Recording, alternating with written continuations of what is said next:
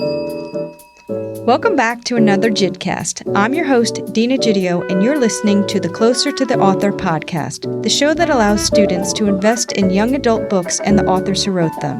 From the classroom to the studio to cyberspace, thank you for tuning in. Today's guest is an animal lover, photographer, hiker, traveler, equestrian, and writer. While she is best known for her novel Pay It Forward, she has published over 44 best-selling books. Her short stories have been honored in the Raymond Carver Short Story Contest and the Tobias Wolff Award, and nominated for the O. Henry Award and the Pushcart Prize. Please welcome Catherine Ryan Hyde to our show. I thought we would start with three quick warm-up questions, short answer. Sure. So up to date, how many books have you published? I'm working on number 45, and I'm counting on that as published because it's under contract. And over what time period would you say those 45? So we're talking about a little over 25 years. Holy cow, I just realized that's a quarter of a century. And I just started feeling really old. Approximately how long does it take you to write a book? About 5 months. Sometimes, if I'm really on fire, only 4 months. Now, that's not counting the various editorial processes, but that's like ready to send to my agent. So now we're going to get into it. I wanted to talk about your writing process because I've just fallen in love with the books that I've read so far. I read in Where We Belong. You talk about how to fish, and you explain how once you get the fish on the hook, it's just you reel them in, right? You never pull too hard, you never stop. I thought about that for a long time. He taught her to fish. Yes. And that's how I feel about when I read your books, because you get me on the hook from the first page. There isn't that awkward feeling in the beginning of I'm disoriented, I'm uncomfortable, I'm confused. Where are we? Who are these people? Just right away, I know what's going on.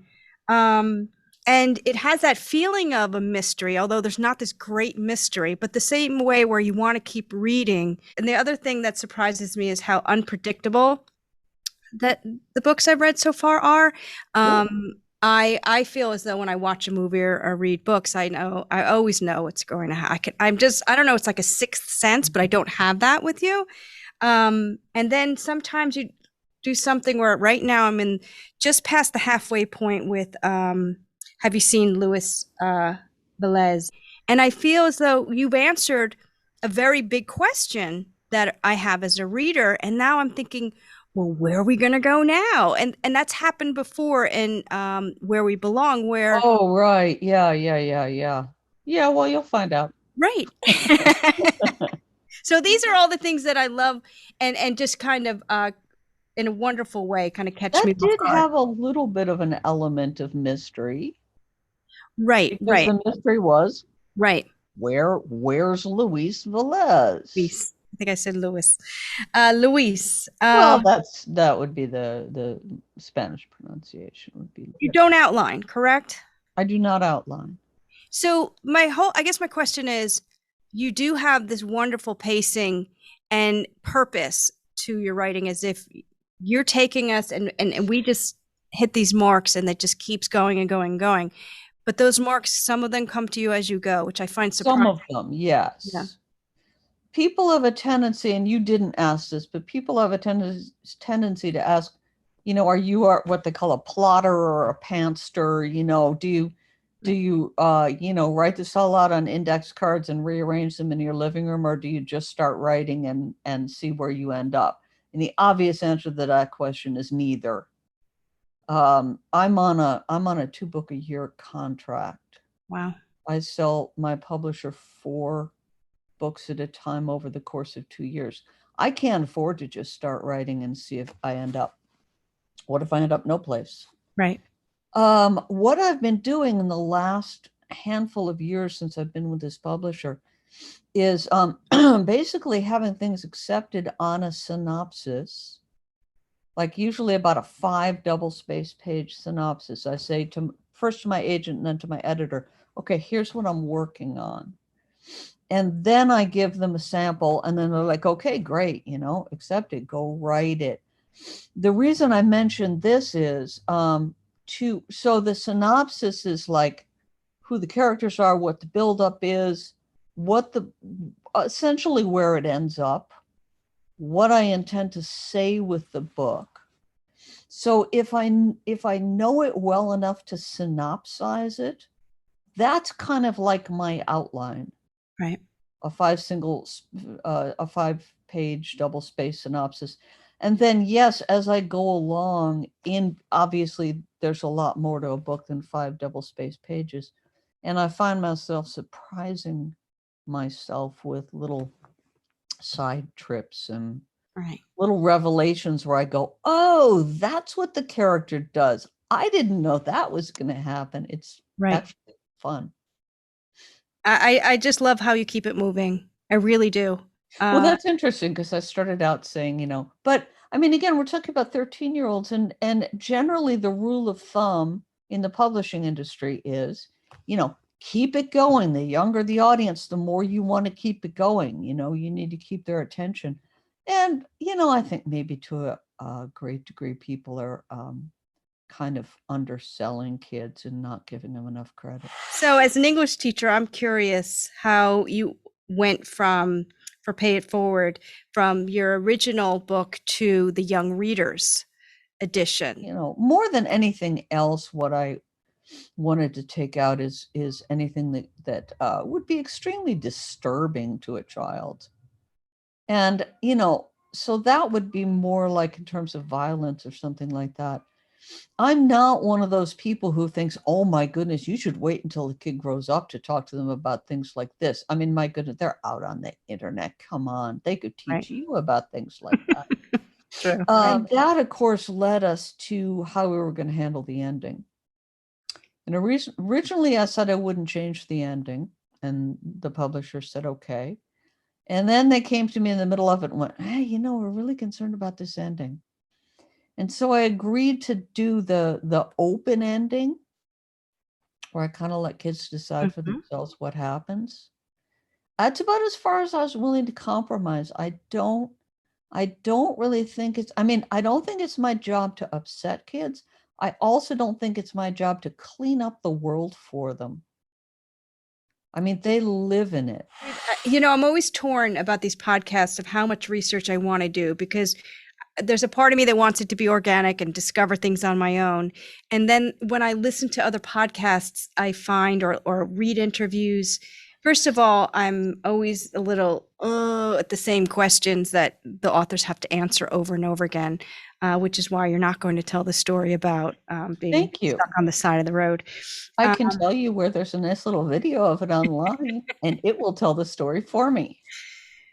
So, but that was one of those things that I learned about the books that I've read so far.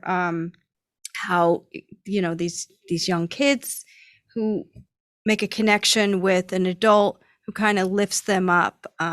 So I'm talking about Where We Belong, Angie and Paul. And not necessarily the adult whose job it is to lift them up, because that's pretty ordinary. I mean, your parents are supposed to do that. Right. But if your parents are dropping you, I think it's very meaningful if somebody else is willing to catch you. Right. And kids do get dropped. I mean, not everybody has an ideal home life. Parents who are just don't have it together themselves and are so involved in getting by on their own that the kids' need goes unfilled. And that's what I think you see an awful lot of. Yeah, of course there are kids who are abused, but I think that's a small group compared to the ones who just really aren't getting what they need because the parent doesn't have it. So the majority of my students read Where We Belong and Pay It Forward. I would like to recommend to them for the summer reading. I think it would be say it wrong. I think it would be good for a student that age. Yeah, I do. And we read Night by Elie Wiesel, which I happen to notice is in your email. Yes. At the end there. I have a lot of respect for him.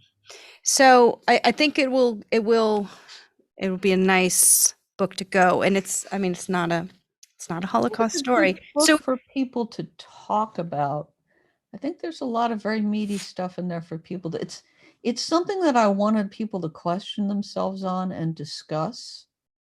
Can you tell them just a quick, give them your blurb of what it's about? Yeah, it's about I think 16 or 17-year-old young man who's half black and half Caucasian. He's living in a kind of divided home, and he has lost his only friend to moving across the country, and very accidentally he ends up making friends with a woman who's in her 90s who's in his building. He just feels seen by her, despite the fact that it's an odd match. He can talk to her and he feels like she sees him, which is interesting because she can't see. She's blind, which is why she needs his help.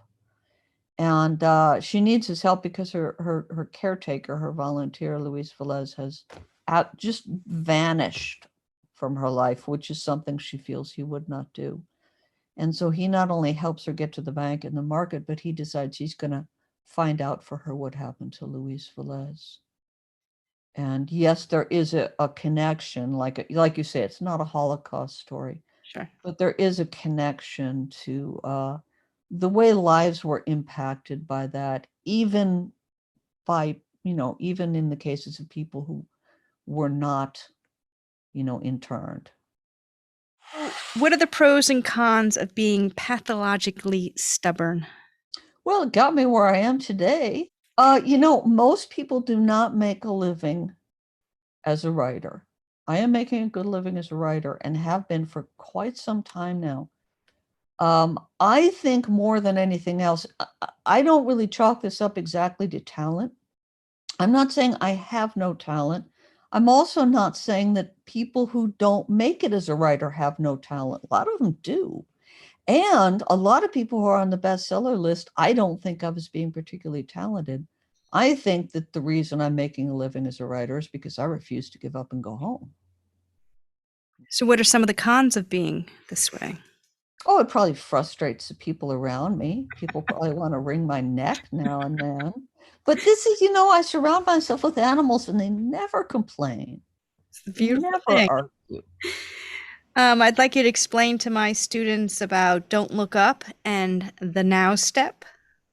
Yes, yes. I learned very quickly when I was hiking, you're going up a very steep slope, and I mean for hours. I mean, sometimes all day you're going up this very steep slope.